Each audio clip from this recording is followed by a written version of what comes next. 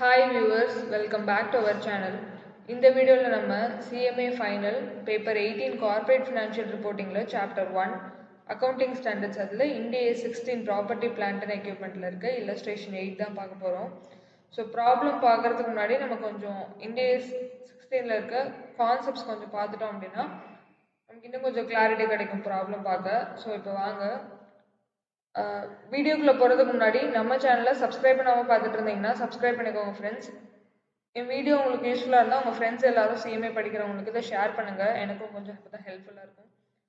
So இப்போ வாங்க நம்ம Ind AS 16ல என்ன சொல்லியிருக்காங்கன்னு பார்க்கலாம். நம்ம ஃபர்ஸ்ட் வந்து கொஞ்சம் கான்செப்சுவலாக பார்த்துடலாம். The cost of an item or property, plant and equipment shall be recognized as an asset if and only if it is probable that future economic benefit associated with the item will flow to the entity. So நம்ம வந்து ஒரு property plant and எக்யூப்மெண்ட்டோட காஸ்ட்டை வந்து எப்போ அசட்டாக consider பண்ணுவோம் அப்படின்னா அந்த அசட்லேருந்து ஏதாவது நமக்கு ஃப்யூச்சரில் பெனிஃபிட் வந்துச்சு அப்படின்னா மட்டும்தான் அதை வந்து அசட்டாக கன்சிடர் பண்ணுவோம். இன்னொரு கேஸ் என்னன்னா அந்த அசட்டோட காஸ்ட்டை வந்து நம்மளால மெஷர் பண்ண முடியும் அப்படிங்கிற கேஸில் மட்டும்தான் அதை வந்து நம்ம மெஷர் பண்ணுவோம், அசட்டாக கன்சிடர் பண்ணுவோம். ஸோ ஃபர்ஸ்ட் பார்த்தீங்கன்னா இதை வந்து காஸ்ட்டில் தான் ரெகனைஸ் பண்ணுவோம். அதாவது அந்த அசட்டை ஃபர்ஸ்ட் எடுத்தோடனே இனிஷியலாக நம்ம வந்து காஸ்ட்டில் தான் ரெகனைஸ் பண்ணுவோம். அதுக்கப்புறம் தான் சப்சிக்வெண்ட் கேரிங் அமௌண்ட்டை தான் நம்ம வந்து அந்த டெப்ரிசியேஷன், இம்பேர்மெண்ட் லாஸ் அதெல்லாம் வந்து நம்ம கன்சிடர் பண்ணுவோம். ஸோ இனிஷியலாக வந்து காஸ்ட்டில் தான் ரெகனைஸ் பண்ணுவோம். அடுத்து subsequently property plant and equipment are carried. So இந்த கேரிங் வேல்யூவில் என்னென்னலாம் நம்ம இன்க்ளூட் பண்ணுவோம் அப்படின்னா காஸ்ட்லெஸ் டெப்ரிசியேஷன், அது ஏதாவது டெப்ரிசியேஷன் இருந்தால் அதை வந்து ரெடியூஸ் பண்ணுவோம். இம்பேர்மெண்ட் லாஸ் இருந்தால் அதையும் டிடெக்ட் பண்ணுவோம். இதே இந்த அசட்டை வந்து ரீவேல்யூ பண்ணுறாங்க அப்படின்னா அந்த ரீவேல்யூவேஷன் அமௌண்ட்டில் இருக்கக்கூடிய ரீவேல்யூஷன் சர்ப்ளஸில் இருக்கக்கூடிய டெப்ரிசியேஷனை நம்ம வந்து டிடெக்ட் பண்ணுவோம். அண்ட் இம்பேர்மெண்ட் லாஸை அதுலேருந்தும் நம்ம வந்து ரெடியூஸ் பண்ணணும். இதெல்லாம் வந்து கேரிங் அமௌண்ட்லேருந்து பண்ணுறது. இனிஷியலாக வந்து காஸ்ட்டில் ரெகனைஸ் பண்ணுவோம். ஸோ நெக்ஸ்ட் பார்த்தீங்கன்னா revaluation loss is charge to profit and loss account. In case நமக்கு ரீவேல்யூவேஷனில் சர்ப்ளஸ் வரல, லாஸ் வந்திருக்கு அப்படின்னா அதை வந்து ப்ராஃபிட் அண்ட் லாஸ் அக்கௌண்ட்டில் வந்து நம்ம சார்ஜ் பண்ணுவோம். ஆல்ரெடி இப்போ ப்ராஃபிட் அண்ட் லாஸ் அக்கௌண்ட்டில் ரீவேல்யூவேஷன் சர்ப்ளஸ் இருந்துச்சு அப்படின்னா அதுலேருந்து இதை வந்து இந்த லாஸை வந்து டிடெக்ட் பண்ணி நம்ம வந்து காமிப்போம். இதே ரீவேல்யூவேஷன் ப்ராஃபிட் இருக்குது அப்படின்னா அதை வந்து ரீவேல்யூவேஷன் சர்ப்ளஸ் அக்கௌண்ட்டில் ஆட் பண்ணிடுவோம், அதாவது கிரெடிட் பண்ணி காட்டுவோம். ஸோ ஏதாவது லாஸ் இந்த ரீவேல்யூவேஷனில் இருந்துச்சுன்னா அதுக்கு எகெயின்ஸ்டாக அதை சார்ஜ் பண்ணி அந்த லாஸை வந்து நம்ம வந்து ரெடியூஸ் பண்ணுவோம். இப்படி தான் நம்ம வந்து அக்கௌண்டிங் வந்து ப்ராப்பர்ட்டி பிளான்ட் அண்ட் எக்யூப்மெண்ட்டுக்கு பண்ணுவோம். So property plant and equipment நமக்கு ஆல்ரெடி தெரிஞ்சது தான். இது வந்து மோர் தென் ஒன் பீரியடில் யூஸ் பண்ணுவோம். அந்த அசட்டை வந்து நம்ம ப்ரொடக்ஷனுக்கோ இல்லை சப்ளை ஆஃப் கூட்ஸ் அண்ட் சர்வீசஸ்க்கோ யூஸ் பண்ணுவோம். இல்லைன்னா இன்னொருத்தருக்கு அதை ரெண்ட்டுக்கு கொடுப்போம். இந்த மாதிரி கேசஸில் யூஸ் ஆகுறது தான் நம்ம வந்து ப்ராப்பர்ட்டி பிளான்ட் அண்ட் எக்யூப்மெண்ட்னு சொல்லுவோம். அது வந்து tangible items, intangible property plant and எக்யூப்மெண்ட்டில் வராது. ஸோ இதில் வந்து எதுக்கு Ind AS 16 அப்ளை ஆகாதுன்னு கொடுத்துருக்காங்க, இதெல்லாம் ஒன்ஸ் நீங்கள் வந்து பார்த்துக்கோங்க. ஃபர்ஸ்ட் நம்ம வந்து இனிஷியலாக அதை காஸ்ட்டில் ரெகனைஸ் பண்ணுவோம்னு சொல்லியிருந்தோம் இல்லையா, அந்த இனிஷியல் ரெகனைஷனில் எதெல்லாம் இன்க்ளூட் ஆகும் எதெல்லாம் இன்க்ளூட் ஆகாதுங்கிறது கீழே கொடுத்துருக்காங்க. ட்ரேட் டிஸ்கவுண்ட் அண்ட் ரிபேட்ஸ் ஏதாவது இருந்ததா அதை வந்து நம்ம ரெடியூஸ் பண்ணிக்கணும். ட்ரேட் டிஸ்கவுண்ட் தான் நம்ம வந்து ரெடியூஸ் பண்ணணும். கேஷ் டிஸ்கவுண்ட்ஸை இதில் காட்டக்கூடாது, சப்ராக்ட் பண்ணக்கூடாது. இது இம்பார்ட்டன்ட் பாயிண்ட். நம்மளை கன்ஃபியூஸ் பண்ணுறதுக்காக கொஷின்ஸில் கொடுக்க சான்சஸ் இருக்குது, இதை நோட் பண்ணிக்கோங்க. டியூட்டிஸ், டாக்ஸஸ் இதெல்லாம் வந்து ஆட் பண்ணிக்கணும். அடுத்தது பார்த்தீங்கன்னா ஜிஎஸ்டி ஏதாவது இருந்துச்சுன்னா அதை வந்து நம்ம ஆட் பண்ணக்கூடாது. இதில் ஜிஎஸ்டி வந்து ஆட் பண்ணக்கூடாது. இந்த பாயிண்ட் வந்து மேபி எக்ஸாம்பிள் கொஷனில் வந்து அந்த மெஷினரி கொடுத்துட்டு அதோட ஜிஎஸ்டி பர்சன்டேஜ் கொடுப்பாங்க. ஸோ தட் நீங்கள் வேல்யூ வந்து கேல்குலேட் பண்ணும்போது ஜிஎஸ்டி ஆட் பண்ணக்கூடாது. ஆட் பண்ணி போட்டுட்டிங்கன்னா நமக்கு ஃபுல் ப்ராப்ளமே வந்து சொல்யூஷன் தப்பாயிரும். இதெல்லாம் நோட் பண்ணி வச்சுக்கோங்க. Only cash price to be recognised, cash ப்ரைஸை மட்டும்தான் ரெகனைஸ் பண்ணும். இன்ட்ரெஸ்ட் எலமெண்ட் ஏதாவது இருந்துச்சுன்னா அதை வந்து சப்ராக்ட் பண்ணிடணும். இதுலேருந்து இன்ட்ரெஸ்ட் எலமெண்ட்டை நம்ம வந்து காட்டக்கூடாது. If the asset is acquired in exchange of another asset, the purchase price is a fair value of asset acquired or asset given up. So ஒரு அசட்டை வந்து இன்னொரு அசட்டுக்கு எக்ஸ்சேஞ்ச் பண்ணியிருக்கோம் அப்படின்னா அது நம்ம வந்து எந்த ப்ரைஸை கன்சிடர் பண்ணணும் கேல்குலேஷனுக்கு அப்படின்னு பார்த்தீங்கன்னா ஃபேர் வேல்யூ வந்து அசட் அக்வயர்ட், நம்ம இப்போ புதுசாக வாங்கியிருக்கோம் இல்லையா அந்த அசட்டோட ஃபேர் வேல்யூ எடுத்துக்கணும். அது இல்லை அப்படின்னா அசெட் கிவன் அப், அதாவது நம்ம எக்ஸ்சேஞ்ச் பண்ணியிருப்போம் இல்லையா ஒரு பழைய அசெட்டை, அதோட ஃபேர் வேல்யூ எடுத்துக்கணும். அது ரெண்டுமே இல்லை அப்படின்னா அது carrying amount of asset given up when neither of fair value is reliably measured. So இந்த மேலே கொடுத்துருக்க ரெண்டு வேல்யூமே நம்ம கையில் இல்லை அப்படின்னா carrying amount of the asset given up, நம்ம வந்து எக்ஸ்சேஞ்ச் பண்ண பழைய அசெட்டோட கேரிங் அமௌண்ட்டை எடுத்துக்கணும். ஸோ அதுக்கப்புறம் என்னென்ன காஸ்ட்லாம் வந்து அந்த அசெட்டை இப்போ அந்த மேனுஃபேக்சர் பண்ணக்கூடிய இல்லை ப்ரொடியூஸ் பண்ணக்கூடிய லொக்கேஷனுக்கு கொண்டு வரதுக்காக என்னென்ன எக்ஸ்பென்சஸ்லாம் நம்ம வந்து இன்கர் பண்ணமோ அது எல்லாத்தையுமே வந்து நம்ம கன்சிடர் பண்ணிக்கலாம். அதில் என்னென்னா employee cost, cost of preparing site, freight and delivery, installation and assembly cost during test run, professional fees, இது எல்லாமே அதில் வரும். இதெல்லாமே ஒரு ஒன்ஸ் நீங்கள் வந்து ப்ராப்ளம் பார்க்கறதுக்கு முன்னாடி ரீட் பண்ணிக்கோங்க. டிஸ்மேண்ட்லிங் காஸ்ட் அப்படின்னா என்னென்னா அந்த அசெட்டில் உள்ள காம்போனன்ட்ஸை செப்பரேட்டாக பிரிக்கிறது, இந்த மாதிரி இருக்கிறது தான் டிஸ்மேண்ட்லிங் காஸ்ட்னு சொல்லுவோம். இதை டீகமிஷனிங் காஸ்ட்னு கூட நம்ம சொல்லலாம். ஸோ இப்போ கொஷனில் பார்த்தீங்கன்னா இந்த மாதிரி டேர்ம்ஸை மாற்றி கொடுத்து இல்லைன்னா cost of restoring the site இப்படின்லாம் கொடுத்து கூட நம்ம கன்ஃபியூஸ் பண்ணுறதுக்காக கேட்கலாம். ஸோ இந்த டேர்ம்ஸ்லாம் தெரிஞ்சுக்கோங்க. அதை வந்து ப்ரெசென்ட் வேல்யூ, டிஸ்மேண்ட்லிங் காஸ்ட்டை ப்ரெசென்ட் வேல்யூவில் எடுத்துக்கணும். Estimated cost of removing the item and restoring site, இதெல்லாம் வந்து ப்ரெசென்ட் வேல்யூவில் கன்சிடர் பண்ணணும். டிஸ்மேண்ட்லிங் காஸ்ட்னு வந்து அந்த மாதிரி ஏதாவது ஒரு டேர்ம் கொடுத்துருந்தாவே அந்த காஸ்ட்டை ப்ரெசென்ட் வேல்யூ ஃபேக்டரோட மல்டிப்ளை பண்ணி அந்த கிடைக்கிற வேல்யூவை தான் நம்ம எடுத்துக்கணும். இதில் என்னென்ன காஸ்ட்லாம் இன்க்ளூட் ஆகாது அப்படின்னு பார்த்தீங்கன்னா இனிஷியல் காஸ்ட், அதாவது ஹிஸ்டாரிக்கல் காஸ்ட் பேசிஸில் கேல்குலேட் பண்ணும்போது அட்மினிஸ்ட்ரேஷன் ஜென்ரல் ஓவர்ஹெட்ஸ் வராது, அட்வர்டைசிங் ப்ரமோஷன் காஸ்ட் வராது, ரீலோகேட்டிங் காஸ்ட் வராது. இனிஷியல் லாஸஸ், ஃபார் எக்ஸாம்பிள் இப்போ வந்து அசெட் வந்து இனிஷியல் ஸ்டேஜில் இருக்குது அப்படின்னா அந்த அசெட் வந்து லாஸ் கூட இன்கர் பண்ணலாம், அதெல்லாம் இதில் காட்ட மாட்டோம். Incidental cost due to installation, directly related to இன்ஸ்டலேஷனுக்கு ரிலேட்டடாக உள்ள இன்சிடென்டல் காஸ்ட் ஏதாவது இருந்துச்சுன்னா அதையுமே நம்ம இங்கே வந்து காட்டக்கூடாது. ஸோ இப்போ இனிஷியல் ரெகக்னேஷனில் எதெல்லாம் வரும் வராதுன்னு பார்த்துட்டோம். சப்சிக்வெண்ட் மெஷர்மெண்ட் அட் கேரிங் அமௌண்ட்டில் என்னென்னலாம் வரும் வராதுன்னு தெரிஞ்சுக்கணும் இல்லையா, அதுதான் இங்கே கொடுத்துருக்காங்க. ஸோ கேரிங் அமௌண்ட்லேருந்து டெப்ரிசியேஷன், நம்ம ஆல்ரெடி மேலே சொன்னதான் டெப்ரிசியேஷன் அண்ட் இம்பேர்மெண்ட் லாஸை வந்து டிடக்ட் பண்ணுவோம். இதே ரீவேல்யூவேஷன் நடந்துருச்சுன்னா ஃபேர் வேல்யூ ஆஃப் ரீவேல்யூவேஷன் அந்த அமௌண்ட்லேருந்து post revaluation depreciation and impairment லாஸஸை வந்து டிடக்ட் பண்ணணும். Addition of all capital expenditure to ARP, இதோட நம்ம வந்து கேபிட்டல் எக்ஸ்பெண்டிச்சர் எல்லாத்தையும் ஆட் பண்ணுறோம். Expenditure which enhances the revenue generating capacity, அதாவது அந்த அசெட்டோட கெப்பாசிட்டி இன்க்ரீஸ் பண்ணுறதுனால நமக்கு வந்து ரெவன்யூ இன்க்ரீஸ் ஆகும் அப்படின்னா அந்த இன்க்ரீஸ் பண்ணுற கெப்பாசிட்டிக்குள்ள காஸ்ட் எக்ஸ்பெண்டிச்சரை வந்து நம்ம எடுத்துக்கலாம். காஸ்ட் ஆஃப் ரீப்ளேஸ்மெண்ட், ஒரு ப்ராடக்ட்டுக்கோ இல்லை ஒரு காம்போனண்ட்டுக்கோ இன்னொரு காம்போனண்ட்டை எக்ஸ்சேஞ்ச் பண்ணுறோம் அப்படின்னா அந்த ரீப்ளேஸ்மெண்ட் காஸ்ட்டும் இங்கே வரும். Major inspection and overhauling expenses, இன்ஸ்பெக்ஷன்னா அதோட கண்டிஷன்ஸ் வந்து ப்ராப்பராக இருக்கான்னு செக் பண்ணுறதுக்குள்ள அந்த காஸ்ட்டு. ஓவர்ஹாலிங் வந்து அதுக்கு ஏதாவது அதை அசஸ் பண்ணுறது, அதில் ஏதாவது வந்து நமக்கு ரிப்பேர்ஸோ இல்லை ஏதோ ஒன்று பண்ணி அதோட கெப்பாசிட்டி வந்து ப்ராப்பராக வைக்கிறதுக்காக நம்ம என்னென்னலாம் எக்ஸ்பென்சஸ் எடுக்கிறோமோ அதெல்லாம் ஓவர்ஹாலிங் இன்ஸ்பெக்ஷனில் வரும். ஸோ இந்த காஸ்ட் எல்லாத்தையுமே கேரிங் அமௌண்ட்டில் நம்ம வந்து ஆட் பண்ணிக்கணும். ஸோ நெக்ஸ்ட்டு பாருங்கள், ப்ராப்பர்ட்டி பிளான்ட் அண்ட் எக்யூப்மெண்ட்டில் என்னென்னலாம் வரும்னு கொடுத்துருக்காங்க அதெல்லாம் பார்த்துக்கோங்க. அண்ட் டெப்ரிசியேஷன் மெத்தட்ஸ் நமக்கு ஆல்ரெடி தெரிஞ்சது தான். Straight line method, diminishing balance method, R reducing balance method, இல்லைனா யூனிட்ஸ் ஆஃப் ப்ரொடக்ஷன் மெத்தட். இந்த மெத்தட்லாம் பார்த்துக்கோங்க. இதில் எந்த மெத்தட் வேணாலும் கொடுத்து நம்ம கேல்குலேட் பண்ண சொல்லலாம். இம்பேர்மெண்ட் லாஸ் வந்து இந்தியஸ் தேர்ட் செக்ஷன் நம்ம ஆல்ரெடி பார்த்தது தான். Carrying amount less recoverable amount. இதில் ரெக்கவரபிள் அமௌண்ட்டில் பார்த்தீங்கன்னா fair value of asset less cost to sell and value in use, ரெண்டில் எது வந்து ஹையராக இருக்கோ அது ரெக்கவரபிள் அமௌண்ட்டை எடுப்போம். கேரிங் அமௌண்ட்லேருந்து இந்த ரெக்கவரபிள் அமௌண்ட்டை டிடக்ட் பண்ணோம்னா நமக்கு பேலன்ஸ் கிடச்சிச்சுன்னா அதுதான் வந்து இம்பேர்மெண்ட் லாஸ், அதை வந்து நம்ம டிடக்ட் பண்ணிக்கணும். அக்கௌண்டிங் எப்படி பண்ணுறதுன்னு சொல்லியிருக்காங்க. இது எல்லாமே நீங்கள் ஒரு தடவை வந்து ப்ரஷ்அப் பண்ணிக்கோங்க ப்ராப்ளம் பார்க்கறதுக்கு முன்னாடி. டீரெகனேஷனில் பார்த்தீங்கன்னா the carrying amount of item of property plant and equipment shall be derecognized. எப்போ டீரெகனைஸ் பண்ணுவோம்னா அந்த அசெட்டை டிஸ்போஸ் பண்ணுறப்போ ஒன்று. ரெண்டாவது வந்து அதுலேருந்து எந்த பெனிஃபிட்மே நமக்கு ஃப்யூச்சரில் கைக்கு வராது அப்படிங்கிறப்போ, என்டிட்டிக்கு வராதுங்கிறப்போ அதை வந்து டீரெகனைஸ் பண்ணுவோம். ஸோ இந்த ரெண்டு கேஸஸில் வந்து நம்ம டீரெகனேஷன் பண்ணுவோம் அசெட்டை. டிஸ்க்ளோஷர்ஸ் எல்லாமே வந்து அக்கௌண்டிங் ஸ்டாண்டர்ட் பர்பஸ்க்காக கொடுத்துருக்காங்க, அது சும்மா பார்த்துக்கோங்க. இப்போ வாங்க illustration 8 பார்க்கலாம்.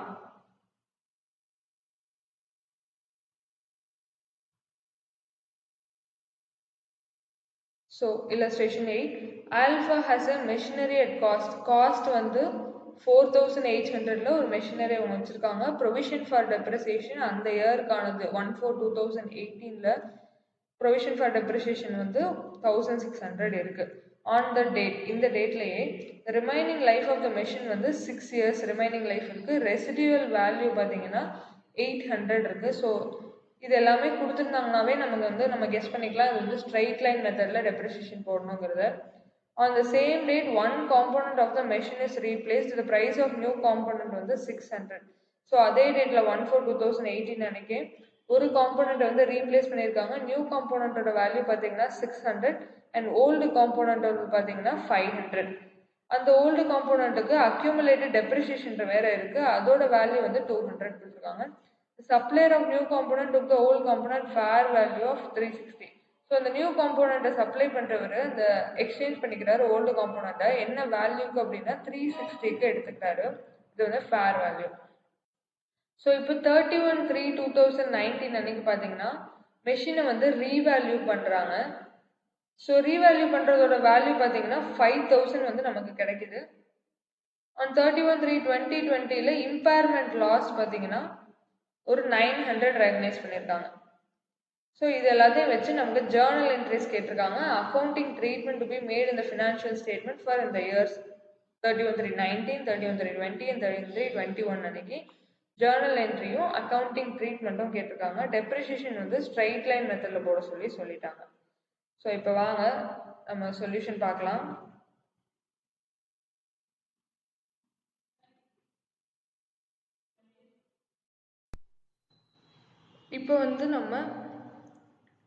இப்போ நம்ம வந்து ஒர்க்கிங் நோட்லேருந்து ஸ்டார்ட் பண்ணலாம். ஸோ தட் நமக்கு வந்து கேரிங் பேலன்சஸ் ஒவ்வொரு இயர்லேயும் எவ்வளோ இருக்குன்னு தெரியும். அதை வச்சு நம்ம வந்து ஜேர்னல் என்ட்ரிஸும் அக்கௌண்டிங் ட்ரீட்மெண்ட்டும் போடலாம். ஃபர்ஸ்ட் பார்த்தீங்கன்னா 1/4/2019 அன்னைக்கு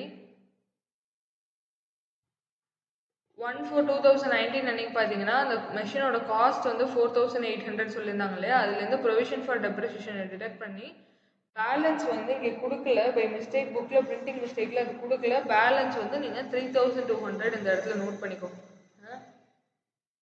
3200 வரும் பேலன்ஸு.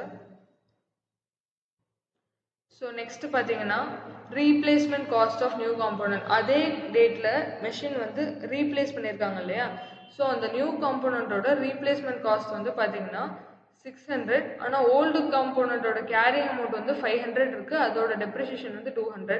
ஸோ அந்த 500லேருந்து அதோட டெப்ரிசியேஷன் 200 டிடெக்ட் பண்ணோம் அப்படின்னா நமக்கு 300 கிடைக்கும். 600 - 300 வந்து இங்கே 300 வந்து நியூ காம்போனண்ட்டோட ரீப்ளேஸ்மெண்ட் காஸ்ட் தான் இங்கே கொடுத்துருக்காங்க.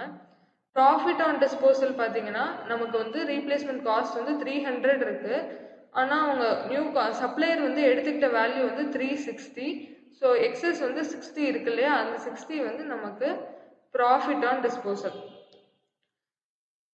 ஸோ இப்போ கேரிங் அமௌண்ட் பார்த்தீங்கன்னா இந்த 3200 ப்ளஸ் இந்த ரீப்ளேஸ்மெண்ட் காஸ்ட் 300 ஆட் பண்ணிக்கிறோம், நமக்கு வந்து 3500 கிடைக்குது.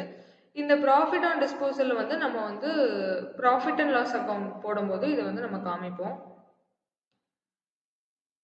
ஸோ அந்த இயரில் டெப்ரிசியேஷன் ரிமைனிங் லைஃப் வந்து 6 இயர்ஸ் சொல்லியிருந்தாங்க, ரெசிடியூவல் வேல்யூ வந்து 800 சொல்லியிருந்தாங்க. ஸோ ஸ்ட்ரைட் லைன் மெத்தடில் carrying amount minus residual value divided by life தான் ஸ்ட்ரைட் லைன் மெத்தடில் டெப்ரிசியேஷன் கேல்குலேட் பண்ணுறதுக்கு ஃபார்முலா.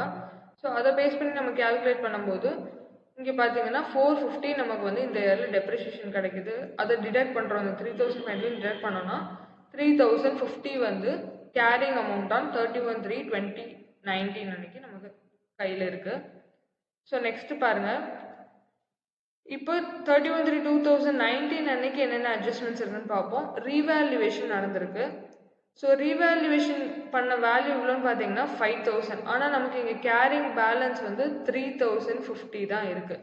ஸோ இது ரெண்டையும் டிடெக்ட் பண்ணோன்னா நமக்கு வந்து ரீவேல்யூவேஷன் சர்ப்ளஸ் வந்து எவ்வளோ கிடைக்கும்னா இந்த 1950 கிடைக்கும். ஸோ இப்போ டெப்ரிசியேஷன் எப்படி கேல்குலேட் பண்ணணும்னா, யூஸ்வலாக நம்மக்கிட்ட இருக்க மெஷினோட ஹிஸ்டாரிக்கல் காஸ்ட் பேஸ் பண்ணி கிடச்ச டெப்ரிசியேஷன் வந்து ஒரு 450 ப்ளஸ் இந்த ரீவேல்யூவேஷன் பண்ண அமௌண்ட்டுக்கு நம்ம வந்து டெப்ரிசியேஷன் கண்டுபிடிக்கணும். Depreciation on historical asset cost வேறு, டெப்ரிசியேஷன் ஆன் ரீவேல்யூவேஷன் வேறு, ரெண்டுக்கும் தனித்தனியாக டெப்ரிசியேஷன் கண்டுபிடிக்கணும். இந்த ரீவேல்யூவேஷன் அமௌண்ட்டுக்கு நம்ம கண்டுபிடிக்கிற டெப்ரிசியேஷன் வந்து அதை வந்து நம்ம ரீடைன்ட் ஏர்னிங்ஸுக்கு ஒவ்வொரு இயரும் வந்து ஒரு சர்டைன் பார்ட், இப்போ ரிமைனிங் லைஃப் வந்து இங்கே 2019லேருந்து 5 இயர்ஸ் இருக்குது அப்படின்னா 1/5 வந்து நம்ம ரீடைன்ட் ஏர்னிங்ஸுக்கு ட்ரான்ஸ்ஃபர் பண்ணுவோம். இதே நெக்ஸ்ட் இயரில் 1/4 வந்து ரீடைன்ட் ஏர்னிங்ஸுக்கு ட்ரான்ஸ்ஃபர் பண்ணுவோம். இது ஏன் ட்ரான்ஸ்ஃபர் பண்ணுறோம் அப்படின்னா ரீவேல்யூவேஷனில் இருக்கக்கூடிய டெப்ரிசியேஷனை வந்து நம்ம ரீடைன்ட் ஏர்னிங்ஸுக்கு ட்ரான்ஸ்ஃபர் பண்ணி காட்டுறோம். இதுதான் இந்த நோட் நம்பர் 1ல் கொடுத்துருப்பாங்க. ஸோ இப்போ அந்த revaluation surplus 1950 divided by life, remaining life வந்து 5 இயர்ஸ், அதை டிவைட் பண்ணோம்னா நமக்கு ஒரு அமௌண்ட் கிடைக்கும். அது ப்ளஸ் 450 ஆட் பண்ணுறது வந்து நமக்கு இங்கே 840 டெப்ரிசியேஷன் கிடைக்குது. டெப்ரிஷியேட்டட் வேல்யூ பார்த்தீங்கன்னா ரீவேல்யூஷன் அமௌண்ட் 5000 மைனஸ் 840 வந்து 4160 கிடைக்கும். இந்த வருஷத்துல இம்பேர்மெண்ட் லாஸ் வந்து நமக்கு 900 இருக்கு, அதையும் டிடெக்ட் பண்ணிக்கிட்டோம்னா கேரிங் அமௌண்ட் வந்து 3260 நமக்கு கிடைச்சிருக்கு. ஸோ இப்போ அடுத்து இது வந்து 31/3/2020 அன்னைக்கு நம்ம கிட்ட இருக்க பேலன்ஸ். இதே 2020 to 21 அந்த இயருக்கு வந்து எந்த அட்ஜஸ்ட்மெண்ட்ஸுமே கொடுக்கல. ஸோ டெப்ரிசியேஷன் மட்டும்தான் நம்ம வந்து டிடெக்ட் பண்ண போகிறோம். ஸோ இப்போ நம்ம கிட்ட இருக்கக்கூடிய பேலன்ஸு மைனஸ் ரெசிடுவல் வேல்யூ வந்து 800 டிவைடட் பை ரிமைனிங் லைஃப் வந்து 4 இயர்ஸ் போட்டோம்னா நமக்கு டெப்ரிசியேஷன் வந்து 615 கிடைச்சிரும். ஸோ நம்ம முன்னாடியே சொன்ன மாதிரி இந்த ரீவேல்யூஷன் சர்ப்ளஸில் இருக்கக்கூடிய சர்டைன் பார்ட்டை வந்து ரீடைன்ட் ஏர்னிங்ஸுக்கு நம்ம ட்ரான்ஸ்ஃபர் பண்ணுவோம். ஏன் அப்படின்னா டெப்ரிசியேஷனை ரியலைஸ் பண்ணுறதுக்காக அதை வந்து ட்ரான்ஸ்ஃபர் பண்ணுவோம். இம்பேர்மெண்ட் லாஸ் வந்து charge to profit and loss account. யூஸ்வலாக நம்ம வந்து இம்பேர்மெண்ட் லாஸை ப்ராஃபிட் அண்ட் லாஸ் அக்கௌண்ட்டில் தான் சார்ஜ் பண்ணுவோம். பட் இங்கே ரீவேல்யூவேஷன் சர்ப்ளஸ் இருக்கிறதுனால அதில் சார்ஜ் பண்ணுறாங்க. ஸோ இப்போ ஜேர்னல் என்ட்ரிஸ் பார்க்கலாம். ஜேர்னலில் பாருங்கள், ஃபர்ஸ்ட் 1/4/2018 அன்னைக்கு நம்மக்கிட்ட ஒரு நியூ காம்பவுண்ட் வந்து நம்ம வாங்குறோம் இல்லையா, அதுக்கான Journal entry. Machinery to supplier வந்து 600. ஸோ நெக்ஸ்ட் பார்த்தீங்கன்னா இங்கே இந்த ப்ரொவிஷன் ஃபார் டெப்ரிசியேஷன் எதுக்குன்னா ஃபார் அசெட் டிஸ்போசல். ஸோ இது கன்ஃபியூஸ் ஆகாமல் அதை நோட் பண்ணிக்கோங்க. இது வந்து அசெட் டிஸ்போசலுக்காக உள்ளது, அதுக்காக போடுற டெப்ரிசியேஷனுக்குள்ள என்ட்ரி தான் இது. ஸோ நெக்ஸ்ட் சப்ளையர் பார்த்தீங்கன்னா அவர் வந்து 360க்கு அந்த ஃபேர் வேல்யூ வந்து 360க்கு எக்ஸ்சேஞ்ச் பண்ணிக்கிறாரு. ஸோ அந்த வேல்யூ டூ மெஷினரி வந்து நம்ம கிட்ட இருக்கக்கூடிய ஓல்டு காம்போனண்டோடது. நம்ம முன்னாடியே அந்த ஒர்க்கிங்கில் பார்த்தோம் இல்லையா, 60 வந்து ப்ராஃபிட் ஆன் ரிவேல்யூவேஷன், அதை வந்து to profit on disposal of machinery இங்கே காமிச்சிடுறோம். இதுதான் இந்த ஜேர்னல் என்ட்ரி. ஸோ நெக்ஸ்ட் பார்த்தீங்கன்னா நெக்ஸ்ட் இயரில் depreciation to provision for depreciation, sorry அந்த இயர் எண்ட்லேயே இந்த வருஷத்துக்கான டெப்ரிசியேஷன் போடுறோம். அது வந்து நம்ம 450 அட்ஜஸ்ட்மெண்ட்டில் கண்டுபிடிச்சது. ஸோ இங்கே பார்த்தீங்கன்னா machinery account enter provision for depreciation to revaluation surplus.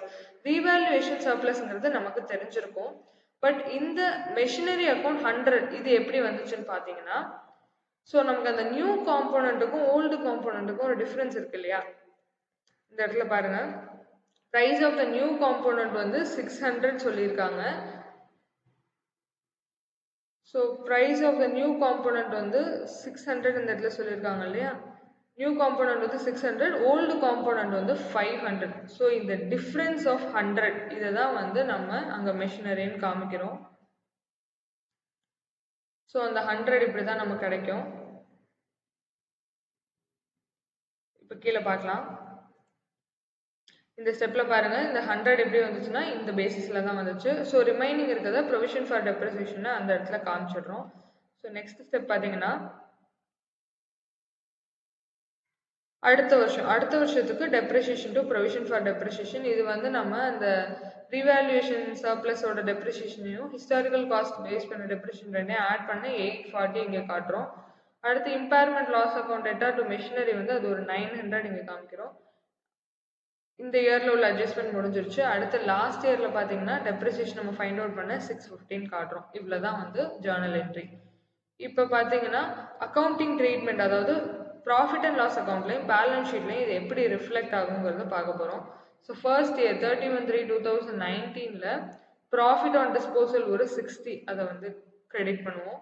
Annual depreciation 450 இருக்குது, அதை வந்து டிடக்ட் பண்ணுவோம். ரீவேல்யூவேஷன் சர்ப்ளஸ் வந்து அதர் காம்ப்ரஹென்சிவ் இன்கமாக 1950 வந்து நம்ம கிரெடிட் பண்ணி காட்டுவோம் ப்ராஃபிட் அண்ட் லாஸ் அக்கௌண்ட்டில். பேலன்ஸ் ஷீட்டில் பார்த்தோம்னா ரீவேல்யூவேஷன் நடந்திருக்கு. ஸோ ரீவேல்யூவேஷன் பேலன்ஸ் வந்து 5000 காட்டுவோம். ப்ரொவிஷன் ஃபார் டெப்ரிசியேஷன் இந்த இடத்துல ஏன் நில்லுன்னு வருதுன்னா அந்த அசெட் வந்து அந்த இடத்துல டிஸ்போஸ் ஆயிடுச்சு. ஸோ அதனால டிஸ்போஸ் பண்ணிட்டோம். அதனால வந்து அந்த இடத்துல ப்ரொவிஷன் ஃபார் டெப்ரிசியேஷன் இந்த வருஷத்துக்கானது நில்லுன்னு காட்டும். Revaluation surplus is recognized as other comprehensive income and shown under other equity. So revolution surplus வந்து ப்ராஃபிட் அண்ட் லாஸ் அக்கௌண்ட்ல அதர் காம்ப்ரஹென்சிவ் இன்கம்னு வரும், பேலன்ஸ் ஷீட்ல அதர் ஈக்விட்டியில காட்டுவோம். இது வந்து 31/3/2019க்கான அட்ஜஸ்ட்மெண்ட்ஸ் என்ட்ரிஸ் இது. இதே 31/3/2020ல பார்த்தீங்கன்னா இந்த statement of profit and loss அக்கௌண்ட்ல ஆனுவல் டெப்ரிசியேஷன் வந்து 840 டெபிட் பண்ணுவோம். ரிவால்யூஷன் சர்ப்ளஸ் 900 ரிவால்யூஷன் சர்ப்ளஸ்ல 900 வந்து இம்பேர்மெண்ட் லாஸ்க்கு ரெடியூஸ் பண்ணி அந்த 900 டெபிட் பண்ணி காட்டுவோம். Transfer from revolution profit to retained earnings 390. இதுதான் நான் உங்களுக்கு ஆல்ரெடி சொன்னது. ரிவால்யூஷன் சர்ப்ளஸ் வந்து இங்கே 1950 இருக்குல்ல, அதோட 1/5 வந்து நம்ம டெப்ரிசியேஷனாக கன்சிடர் பண்ணுவோம். ஸோ அதை வந்து ரீடைன்ட் earningsக்கு ட்ரான்ஸ்ஃபர் பண்ணுறோம். அதுதான் இந்த 390. ஸோ நெக்ஸ்ட் பார்த்தீங்கன்னா பேலன்ஸ் ஷீட்டில் machinery shown under property plant and equipment 4100.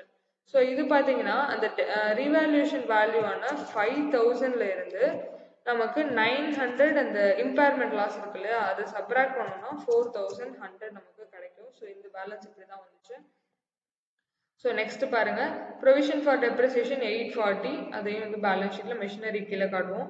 Revaluation surplus under other ஈக்விட்டியில பார்த்தீங்கன்னா இந்த 1950 மைனஸ் 390ங்கிறது நம்ம இங்கே ட்ரான்ஸ்ஃபர் பண்ணது, அதையும் டிடக்ட் பண்ணுறோம். 900ங்கிறது ரீவேல்யூஷன் இம்பேர்மெண்ட் லாஸ், அதையும் ரெண்டையும் டிடக்ட் பண்ணோம் அப்படின்னா நமக்கு பேலன்ஸ் வந்து 660 கிடைக்கும். இது அதர் ஈக்விட்டியில் காட்ட போகிறோம். ஸோ நெக்ஸ்ட் ஸ்டெப் வந்து இந்த வருஷத்துக்கானது முடிஞ்சிருச்சு. 31/3/2020க்கு அக்கௌண்டிங் ட்ரீட்மெண்ட் முடிஞ்சிருச்சு. 31/3/2021ல பார்த்தீங்கன்னா டெப்ரிசியேஷன் நம்ம ஆல்ரெடி ஃபைண்ட் அவுட் பண்ண 650 டெபிட் பண்ணுவோம். Transfer from revolution profit to retain earning இந்த வருஷத்துல 1/4 ஞாபகம் வச்சுக்கோங்க. அடுத்த வருஷம்னால ரிமைனிங் லைஃப் வந்து 4 இயர்ஸ் இருக்கு. 1/4 ஆஃப் 660 ஆல்ரெடி இருக்கக்கூடிய நம்மள்ட்ட பேலன்ஸ் வந்து 660, அதுல 1/4 கால்குலேட் பண்ணோம்னா 165 நமக்கு கிடைக்கும். பேலன்ஸ் ஷீட்ல பார்த்தீங்கன்னா மெஷினரியில எந்த சேஞ்சஸும் இல்லை, 4100 அப்படியே தான் இருக்கு. ப்ரொவிஷன் ஃபார் டெப்ரிசியேஷன் வந்து அக்யூமுலேட்டட் டெப்ரிசியேஷன். இது என்னன்னா லாஸ்ட் இயர்ல வந்து அக்யூமுலேட் பண்ணி காட்டுறாங்க. அக்யூமுலேட்டட் டெப்ரிசியேஷன் இது. ஸோ நெக்ஸ்ட் பார்த்தீங்கன்னா ரிவால்யூஷன் ப்ராஃபிட் அண்டர் அதர் ஈக்விட்டியில் நம்மக்கிட்ட இருக்கக்கூடிய கரண்ட் பேலன்ஸ் 660லேருந்து இந்த இங்கே ஃபைண்ட் அவுட் பண்ண 165 டிடக்ட் பண்ணி பேலன்ஸ் வந்து 495 நம்ம வந்து ஃபைண்ட் அவுட் பண்ணுறோம். ஸோ இவ்வளோ தான் இந்த இல்லஸ்ட்ரேஷன் 8. இதில் ஏதாவது டவுட்ஸ் இருந்தால் கமெண்ட் செக்ஷனில் மென்ஷன் பண்ணுங்கள், நான் நெக்ஸ்ட் வீடியோவில் கிளாரிஃபை பண்ணுறேன். நம்ம வீடியோ பிடிச்சிருந்தா மறக்காமல் சப்ஸ்கிரைப் பண்ணிக்கோங்க, வீடியோவை லைக் பண்ணிக்கோங்க. அடுத்த வீடியோவில் இன்னொரு இன்ட்ரெஸ்டிங் டாப்பிக்கோட மீட் பண்ணலாம். Until then thank you.